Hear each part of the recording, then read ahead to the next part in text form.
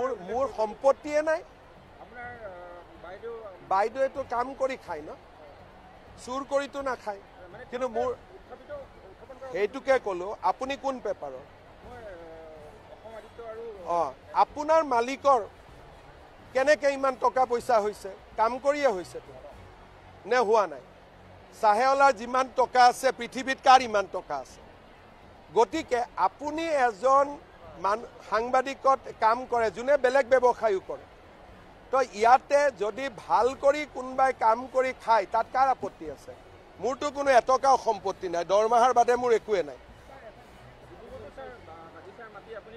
কোনো মাটিটো বাদেই দিয়ক ডিব্ৰুগড়ত যেনে তেনে আহি পেলাই ওলাই যাব লাগে হিমন্ত বিশ্ব শৰ্মা এটা বেলেগ ধৰণৰ মানুহ হয় সম্পত্তিয়ে মোক একো কৰিব নোৱাৰে খালি আপুনি এইবিলাক কথা কোৱাৰ আগতে আপোনাৰ মালিকক এই প্ৰশ্নকেইটা কৰিব